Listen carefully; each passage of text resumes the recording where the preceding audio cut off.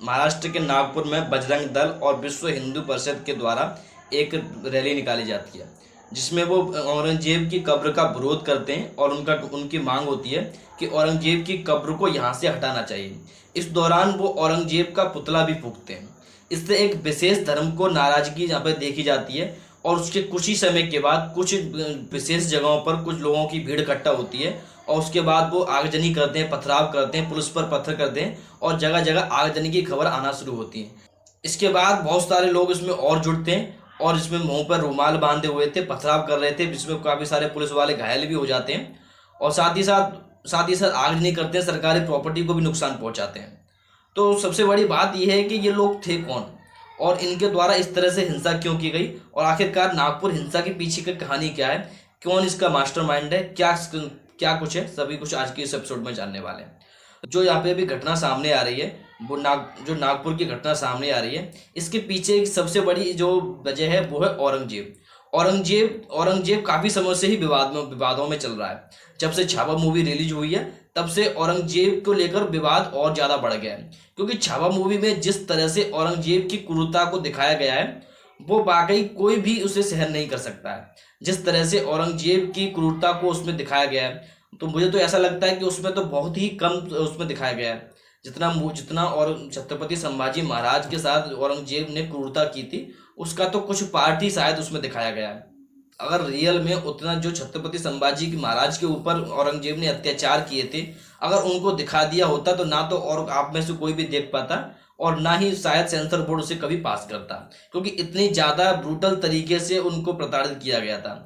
सोचिए, अगर किसी के शरीर से उसकी खाल उसको उतार दिया जाए, ये सोच के भी आप एक बार सोच के देखिए, अगर किसी के शरीर से उसकी खाल को उतार दिया जाए और फिर उसके बाद उस पर नमक लगाया जाए, किसी के अगर आंखों को फोड़ दिया जाए, किसी के बालों को एक एक करके नोचा जाए, हाथों के नाखूनों को उखाड़ लिया जाए एक एक करके, सोचिए कितना दर्द होगा, क्या गुजरी होगी उस व्यक्ति पर। तो इसी मूवी ने अभी तक जो लोगों ने सुना था केवल छत्रपति संभाजी के महाराज के बारे में, लोगों ने उनकी कहानियों को सुना था कि उनको इतनी ज़्यादा प्रताड़ित किया गया था। लेकिन जब से छावा मूवी आई है, जिसने लोगों के सेंटिमेंट को और ज़्यादा उभारा है, क्योंकि इसमें साक्षात लोग अपने उस दर्द को खुद महसूस कर पा रहे हैं, क्योंकि महाराष्ट्र में छत्रपति महाराज को एक भगवान की तरह पूजा जाता है और उनके भगवान को कोई इस तरह से प्रताड़ित करे ये कोई भी सहन नहीं कर सकता है।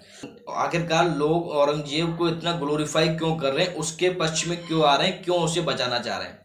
क्या किसको लगता है कि औरंगजेब महान था? कोई भी ऐसा इतिहासकार जो आज हमें ये बता के दे कि औरंगजेब ने छत्रपति संभाजी महाराज को किस तरह से प्रताड़ित किया था, क्या कोई इस बात से मना कर सकता है? क्या कोई इस बात से मना कर सकता है कि औरंगजेब ने हिंदू मंदिरों को नहीं तोड़ा था? किस तरह से उसकी जो नीतियां रही वो हिंदू के विरोध में रही, चाहे वो जजिया कर हो, चाहे हिंदुओं को मुसलमान में कन्वर्ट करना हो। महाराष्ट्र में समाजवादी पार्टी के एमएलए हैं अबू आजमी, इनके द्वारा एक बयान दिया गया था जिसमें इनके द्वारा कहा गया था कि औरंगजेब के समय में तो भारत सोने की चिड़िया हुआ करता था। औरंगजेब ने हिंदू मंदिरों को तोड़ा तो क्या हुआ, उसने मस्जिदों को भी तोड़ा था। औरंगजेब के समय तो 34% हिंदू उसके शासन में काम करते थे। तो दोस्तों, ये कुछ ऐसी बातें हैं जो कि कहीं ना कहीं एक सॉफ्ट माइंड वॉशिंग होती है। ये लोगों को इस तरह से औरंगजेब को इस तरह से प्रेजेंट करते हैं, तो औरंगजेब तो एक शासक था, वो केवल अपना काम कर रहा था। और इसी तरह से सॉफ्ट माइंड वॉशिंग से लोग भ्रमित होते हैं और वो ऐसे लोगों को अपना नायक समझने लगते हैं और एक धर्म के आधार पर अपना नायक तय कर लेते हैं।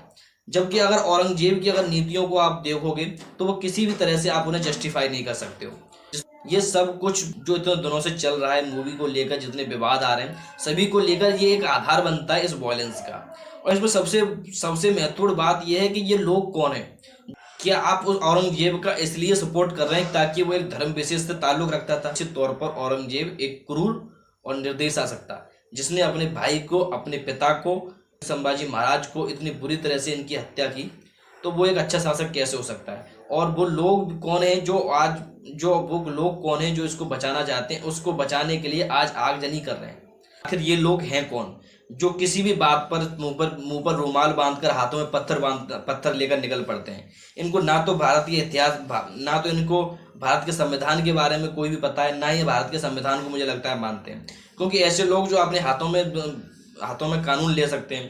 इनको संविधान के बारे में, इनको संविधान की दुहाई देते हैं लेकिन संविधान को मानते नहीं हैं। अरे अगर आपको कोई भी समस्या है तो इस तरह से पत्थर लेके मुंह पर रुमाल बांधकर इस तरह से आगजनी करने से कोई समस्या सॉल्व थोड़ी नहीं हो सकती है। अगर आपको कुछ लगता है कि आपके साथ गलत हो रहा है तो आपके सुप्रीम कोर्ट किस लिए है? आप सुप्रीम कोर्ट जाइए। आप इस तरह से आगजनी करने से क्या फ़ायदा होने वाला है? लास्ट में यही कहना चाहूँगा कि किसी भी अफवाहों पर ध्यान देने से बचें, किसी भी गलत अफवाहों के चक्कर में ना आएं और किसी भी इस तरह के कृत्य में शामिल ना हो, क्योंकि ये राजनेताओं का काम है राजनीति करना। वो अपनी राजनीतिक रोटियां सेक के चले जाएंगे, लेकिन इसमें आपका और हमारा केवल अपना ही नुकसान होता है इसमें। बाकी इस पर आपकी क्या राय है हमें कमेंट बॉक्स में ज़रूर बताइए। मिलते हैं अपनी अगली वीडियो में, तब तक के लिए जय हिंद।